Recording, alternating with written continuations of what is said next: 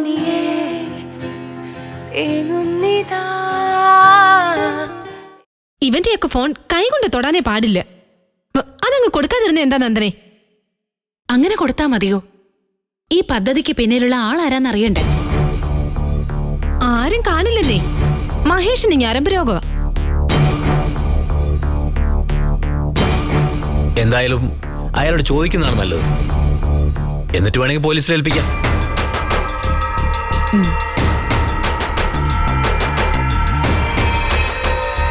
മഹേഷിനോട് ഇങ്ങോട്ട് വരാൻ പറയാം. ഇങ്ങോട്ടോ? അതെന്തിനാ? അതാവുമ്പോ മറ്റാരും അറിയില്ലല്ലോ. വിളിക്കട്ടെ? പിന്നെന്താ, വിളിക്കേ. അത് പിന്നെ എന്താ ചേച്ചി? ഒന്നുമില്ല.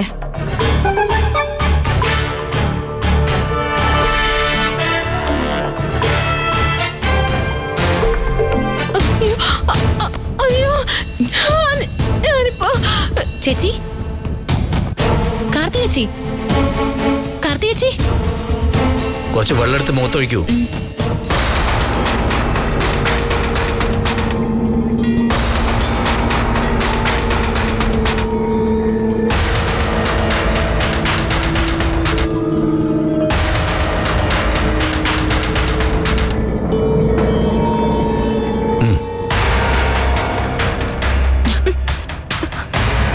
ചേച്ചി, എന്തു പറ്റി? ഒന്നുമില്ല. ഞാനിപ്പോ എവിടെയാ? വീട്ടില്. എന്താ സംഭവിച്ചെന്നറിയില്ല.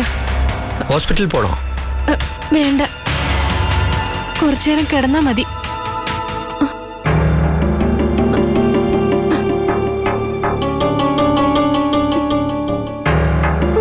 എന്തൊരു വേദന.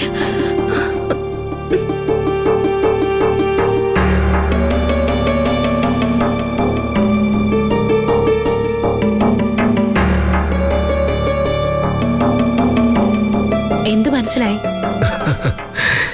എല്ലാം മനസ്സിലായി.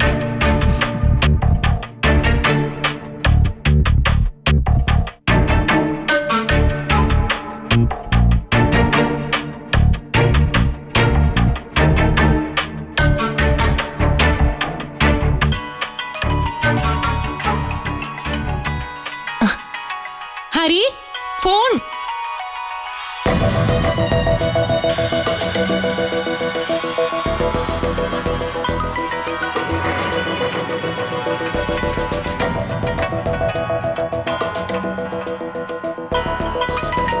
ഹരി,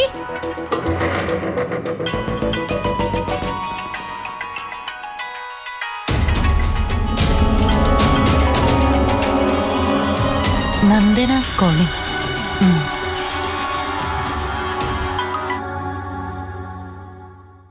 ആ, ഹരിയേട്ടാ. ഹലോ. ഹലോ, കേക്കുന്നില്ലേ? ഹലോ, ഹരിയേട്ടാ. ഇപ്പൊ കേൾക്കാം. ഹരിയല്ല. ആ, സുപ്രിയ. അതെ. ആരാ സംസാരിക്കുന്നത്? ഞാൻ നന്ദനയാ. ഓ, മനസ്സിലായി. ഹരിയെ കണ്ടില്ല, അതാ ഞാൻ ഫോൺ എടുത്തത്. അതിനെന്താ, ഇങ്ങനെയെങ്കിലും ഒന്ന് സംസാരിക്കാൻ കഴിഞ്ഞല്ലോ. പിന്നെ ഒരു കാര്യത്തിൽ നിങ്ങൾ ഭാര്യയോടും ഭർത്താവിനോടും എനിക്ക് നല്ല ദേഷ്യമുണ്ട്. അറിയാലോ എന്താ കാര്യമെന്ന്. ഇതുവരെ ഞങ്ങളുടെ വീട്ടിലേക്കൊന്നും വരാത്തതിന്റെ പേരിൽ. വീട്ടിലൊരാൾ പറയുന്നത് ഞാൻ വേണ്ടതുപോലെ ക്ഷണിക്കാത്തത് കൊണ്ടാ സുപ്രിയ വരാത്തതെന്ന്. അതാണ് കാരണമെങ്കിൽ ഇപ്പോഴിതാ വിളിക്കുന്നു. രണ്ടുപേരും കൂടി ഉടനെ വീട്ടിലെത്തണം. ആ, ഹരിയോട് പറയട്ടെ. വെറുതെ പറഞ്ഞാ പോരാ, സുപ്രിയ ഇനീഷ്യേറ്റീവ് എടുക്കണം. ഹലോ, പറയുന്നത് കേൾക്കുന്നുണ്ടോ? താനെന്താ വിളിച്ചേ? സുപ്രിയ ഫോൺ. ആരാ? ആരോ.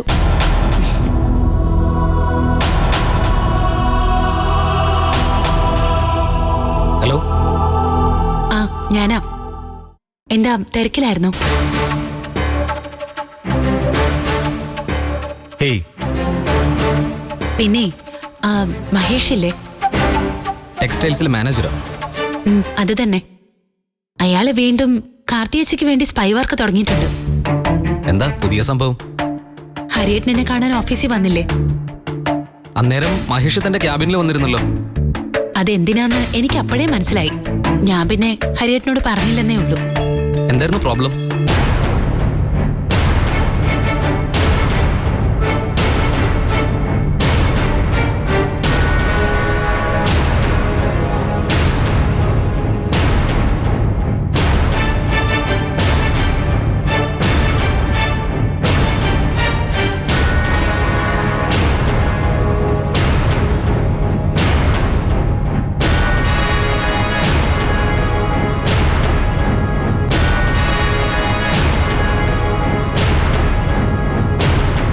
ആളുകൾ ഇങ്ങനെ തുടങ്ങിയ എന്ത് ചെയ്യാനാ? കഷ്ടമെന്നല്ലാതെ എന്താ പറയാ?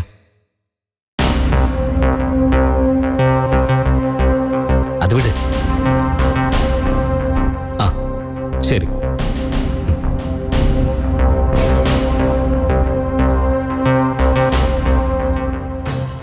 ആരായിരുന്നു വിളിച്ചത്? ഓഫീസിൽ നിന്ന് അസിസ്റ്റന്റ് എഞ്ചിനീയർ മാഡം. എന്താ മാഡത്തിന്റെ പേര്? ആനി വർഗീസ്.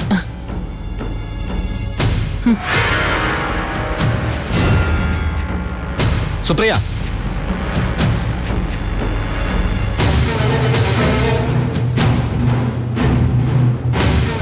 വിളിച്ചത് നന്ദനയാണെന്ന് തനിക്ക് മനസ്സിലായതാണ്. പിന്നെന്തിനാ ആരാണെന്നുള്ള ചോദ്യം? അത് ബോറായിപ്പോയി. പറയാതിരിക്കാൻ നിവൃത്തിയില്ല.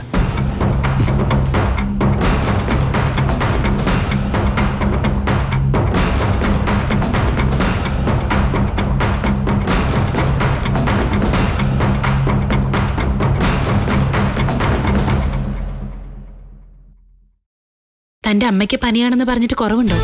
കുറഞ്ഞെങ്കിലും പൂർണ്ണമായിട്ടും വിട്ടു മാറിയിട്ടില്ല മാഡം. ഡോക്ടറെ കാണിച്ചോ അതോ സ്വയം ചികിത്സയാണോ? ആശുപത്രി പോയി. ഡെങ്കി അല്ലെന്ന് ഉറപ്പ് വരുത്തണം. സൂക്ഷിക്കുകയും വേണം. ആ, ടെസ്റ്റ് ചെയ്തിരുന്നു. കുഴപ്പമില്ലാന്നാ ഡോക്ടർ പറഞ്ഞത്.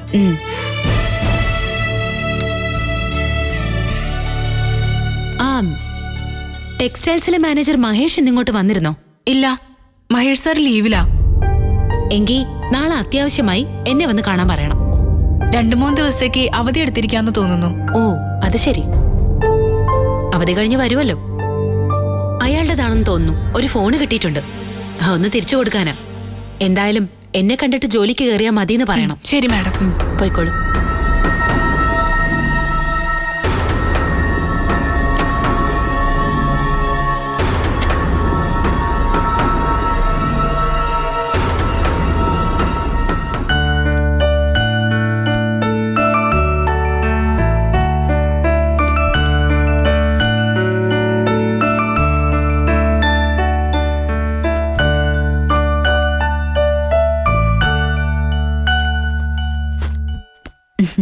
ഹരി എപ്പോഴാ തൃശ്ശൂരേക്ക് പോകുന്നത്?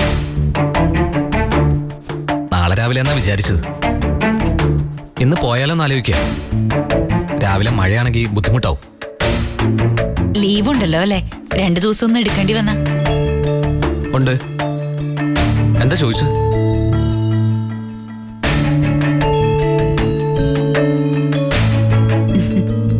ഞാന് ഹരിയുടെ കൂടെ ഇത്തവണ തൃശ്ശൂരിലേക്ക് വന്നാലോ എന്ന് ആലോചിക്കുവാ. തിരിച്ചും കൂടെ തനിച്ചു പോന്നോളാം. അപ്പൊ ഇവിടെയോ? ഇവിടെ എന്താ?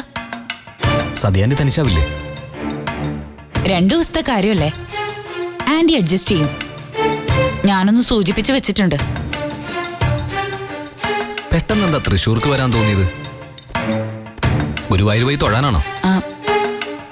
ഗുരുവായൂർ പോണം. അതോടൊപ്പം മറ്റൊരു കാര്യം കൂടിയുണ്ട്. ഒരു കടം ബാക്കി നിൽക്കുന്നു. അത് വീട്ടണം. നന്ദനയുടെ വീട്ടിൽ പോണം. എത്ര തവണ വിളിച്ചു? ശരിയാ. മനഃപൂർവ്വം ഒഴിവാവുകയാണെന്ന് അവർക്ക് തോന്നില്ലേ? അതോ ഇനി അങ്ങനെയാണോ? അങ്ങനെ മനഃപൂർവ്വം ഒഴിഞ്ഞു നിൽക്കേണ്ട ആവശ്യം എന്താ? സുപ്രിയക്ക് അങ്ങനെ തോന്നിയോ? ഏയ്, പറഞ്ഞതേ ഉള്ളൂ. എനിക്ക് നന്ദനയെ പരിചയപ്പെടണം. ഒരു നല്ല ഫ്രണ്ടിനെ കിട്ടുന്നത് നല്ല കാര്യമല്ലേ? പോകാലോ അല്ലേ? ഷുവർ.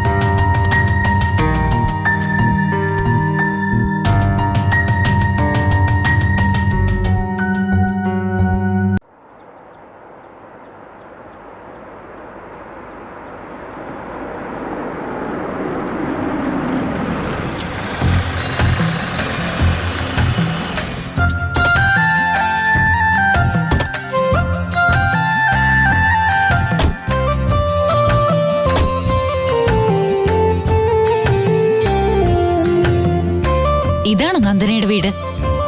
ആ, ഉദയവർമ്മയുടെ കോവിലകോ എന്ന് പറഞ്ഞ നന്ദനയുടെ വീട്. ഇത് എത്ര സ്ക്വയർ ഫീറ്റ് കാണും? 4000 സ്ക്വയർ ഫീറ്റ് വരുമോ? അവരോട് തന്നെ ചോദിക്കാം. വാ.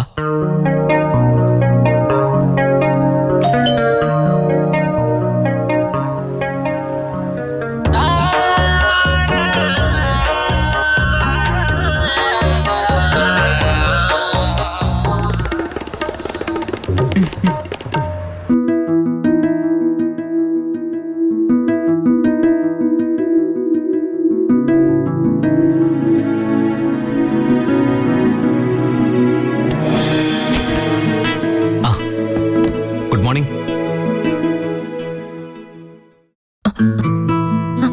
ആഹാ, ഗുഡ് മോർണിംഗ്. വൈഫാണല്ലേ? ഹായ്, കണ്ടപ്പോഴേ തോന്നി. അതിന് ഞാനും നന്ദനെ മുമ്പ് കണ്ടിട്ടില്ലല്ലോ. ഇത് നന്ദനയല്ല, ആ, ഉദയവർമ്മയുടെ അനിയന്റെ wife. Oh sorry. It's okay. I am Karthika, Karthika Yatheendravarma. കേറി വാ.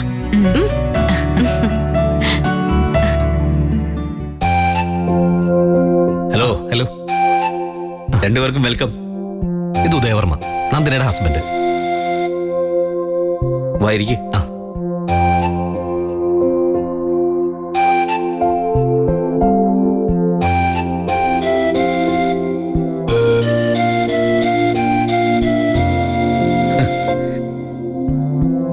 അങ്ങനെ പുലി വരുന്നതെന്ന് പറഞ്ഞു പറഞ്ഞ് ഒടുവിൽ പുലി എത്തി. പുലി മാത്രമല്ല. അതെ അതെ, പേര് സുപ്രിയ അല്ലേ? യാ. ഇവിടെ മിക്കവാറും പറഞ്ഞു കേൾക്കുന്ന പേരാ. ആരാ ഇവിടെ എന്റെ പേര് പറയുന്നത്? നന്ദന അല്ലാതാരെ? ഹരിപ്രസാദ് സുപ്രിയ എന്ന് വെച്ചാ നന്ദനക്ക് ജീവന്. ഗസ്റ്റ് വന്നിട്ട് കുടിക്കാനൊന്നും എടുക്കുന്നില്ലേ? ചായ ഇടാം, അല്ലെങ്കിൽ കോഫി ആവട്ടെ? അതോ ജ്യൂസ് മതിയോ? ഇപ്പൊ ഒന്നും എടുക്കണ്ട. അത് പറഞ്ഞാ പറ്റില്ല. വിരുന്ന് വന്നിട്ട് ഒന്നും കുടിക്കാൻ വേണ്ടെന്നോ? ഒരു 5 മിനിറ്റ് കഴിഞ്ഞു മതി ചേച്ചി. മതി. വൈഫുമായിട്ട് വരുമ്പോ ഒന്ന് വിളിച്ചറിയിക്കായിരുന്നു. അങ്ങനെ ഒരു വിരുന്നായിട്ട് കൂട്ടണ്ട. ഞങ്ങള് വെറുതെ ഒന്ന് വന്നേ ഉള്ളൂ. വിസ്തരിച്ചുള്ള സൽക്കാരം ഇനി ഒരിക്കലാവാം. ഞങ്ങളും ഒന്ന് പ്രിപ്പയർഡ് ആയിട്ട് വരാം. അല്ലെങ്കിലും വേറൊരു ദിവസം വരേണ്ടി വരും. പ്രധാനപ്പെട്ട ആളിന്ന് സ്ഥലത്തില്ലല്ലോ. അതാരാ? നന്ദന. നന്ദന ഇവിടെ ഇല്ലേ? ഇല്ല. അയാളൊരു ബിസിനസ്സുമായി ബന്ധപ്പെട്ട് ചെറിയൊരു യാത്രയില്ല. ഓ, വൈകുന്നേരം വരും.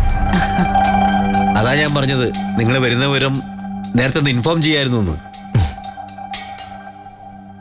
അതിപ്പോ എപ്പോ വേണമെങ്കിലും ഇവർക്ക് ഇങ്ങോട്ട് വരാല്ലോ. അല്ലെങ്കിൽ സുപ്രിയ ഇന്നിവിടെ നിൽക്കട്ടെ. നന്ദന വന്ന് കണ്ടതിന് ശേഷം നാളെ പോയാ മതി. അയ്യോ അതൊന്നും ശരിയാവില്ല.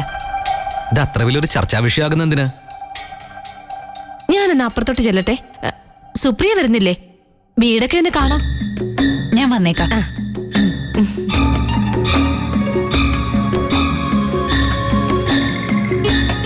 വൈഫ് വന്നത് പ്രമാണിച്ച് ഹരി ലീവിലാണോ?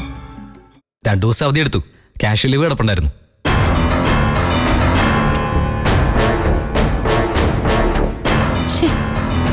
നന്ദൻ ഇവിടെ ഇല്ലാതായിപ്പോയി. അല്ലെങ്കിൽ ഞാൻ ഇവിടെ ഒരു സീൻ ഉണ്ടാക്കിയേനെ.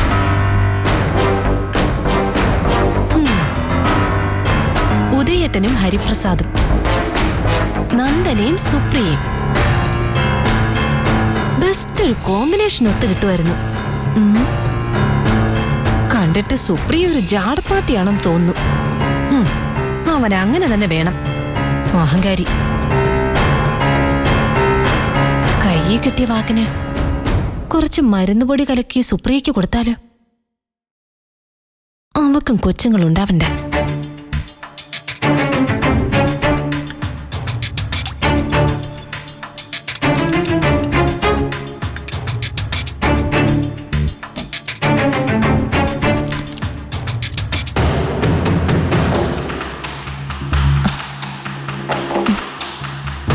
അല്ലെങ്കിൽ അത് വേണ്ട, അവള് പ്രസവിക്കട്ടെ. ഹരിപ്രസാദ് കുഞ്ഞുങ്ങളെ വളർത്തുന്നത് കണ്ട് നന്ദന ഉരുകണം. അത് മതി.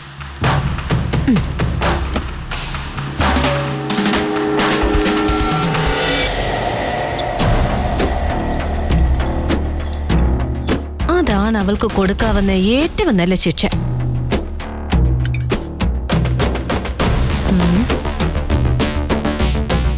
അതുകൊണ്ട് സുപ്രിയയ്ക്ക് മരുന്നുപൊടി കൊടുക്കുന്ന പരിപാടി ക്യാൻസൽഡ്. എന്ത് പരിപാടിയാ ചേച്ചി ക്യാൻസൽ ചെയ്തത്? അല്ല പിന്നെ ഞാനിന്ന് ബ്യൂട്ടി പാർലർ വരെ പോവാനിരുന്നതാ. നിങ്ങൾ വന്നത് കാരണം ആ പ്രോഗ്രാം ക്യാൻസൽ ചെയ്തു എന്ന് പറഞ്ഞത്. അല്ലെങ്കിലും ഇത്രയും ക്യൂട്ടായ കാർത്തികേച്ചി എന്തിനാ ബ്യൂട്ടി പാർലറിൽ പോകുന്നത്?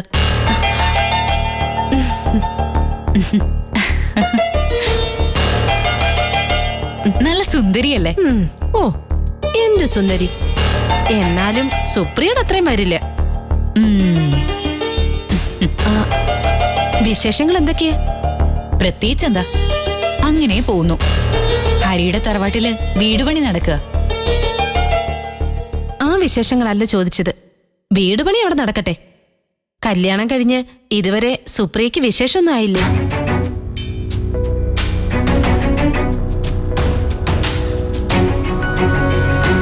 എന്താ സുപ്രിയെ? കുട്ടികളുടെ കാര്യം ഇപ്പോഴാലോചിക്കേണ്ടെന്നാ ഹരിയുടെ അഭിപ്രായം. അതെന്താ? വീട് പണിയൊക്കെ കഴിഞ്ഞ് അവിടെ സെറ്റിലായ ശേഷം മതിയത്രേ. വീട് പണിയും കുഞ്ഞും തമ്മിൽ എന്താ ബന്ധം? കമ്പിയും സിമന്റും ടൈലും ഒക്കെ ഉണ്ടെങ്കിൽ ആര് പണിതാലും വീടാവും. കൊച്ചോ? ഞാനൊന്നും പറയുന്നില്ല. ഹരിപ്രസാദ് എന്തോ മനസ്സിൽ കണ്ടിട്ട് ഉഴപ്പ് കാണുന്ന എനിക്ക് തോന്നുന്നത്. എന്ത് മനസ്സിൽ കണ്ടിട്ട്? അതിപ്പം ഞാനെങ്ങനെ അറിയാ? സുപ്രിയ ചോദിച്ച് മനസ്സിലാക്കണം.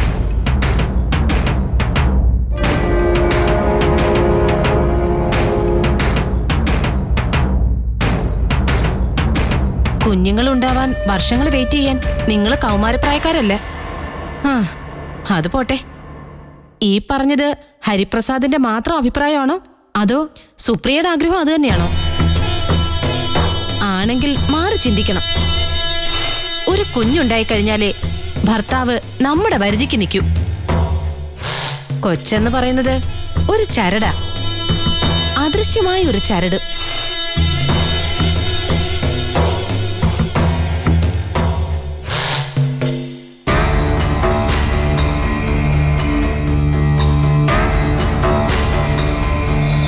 ഭർത്താവ് എത്ര വീരശൂര പരാക്രമിയാണെങ്കിലും കുഞ്ഞെന്ന ചരടുകൊണ്ട് നമ്മുടെ കൈത്തണ്ടയിൽ ദേ ഇങ്ങനെ കെട്ടിയിടാം. പിന്നീടുള്ള യാത്രയിൽ മേപ്പടിയാൻ കൈയും തലയും പുറത്തിടാൻ സാധ്യതയില്ല. സാധാരണ പുരുഷന്മാരുടെ കാര്യമാണ് ഇത്. ചില ബിരുദന്മാരെ ചരട് പോയിട്ട് ചങ്ങല കൊണ്ട് പോലും കെട്ടിയിടാൻ സാധിക്കില്ല. ചങ്ങലയും പൊട്ടിച്ചുകൊണ്ട് പോവും. പൊട്ടാത്ത ചങ്ങല പൊട്ടിച്ചു കൊടുക്കാൻ ബിരുദുള്ള സാമർത്ഥ്യക്കാരികളുണ്ട് താനും. അതാരാ? അല്ല, ആരെങ്കിലും പ്രത്യേകിച്ച് ഉദ്ദേശിച്ച് പറഞ്ഞതല്ല, പൊതുവായി പറഞ്ഞതാ. അതുകൊണ്ട് കുട്ടിയുണ്ടാവാൻ വേണ്ടി കാത്തിരിക്കുന്നത് ബുദ്ധിയാണോ? എന്റെ അഭിപ്രായമാണേ. ഒരു ചേച്ചി പറയുന്നതായി കൂട്ടാക്കിയാൽ മതി.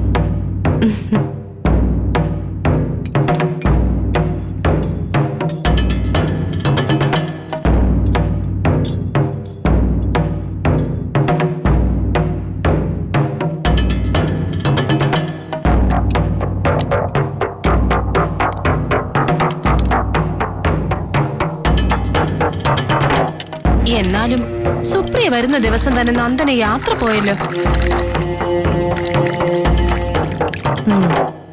മനഃപൂർവ്വം മാറി നിന്ന പോലുണ്ട്. എന്താ പറഞ്ഞേ? ഒന്നുമില്ല, ഞാനോരോ ആത്മകഥം പറഞ്ഞതാണേ. ദാ ചായ റെഡി.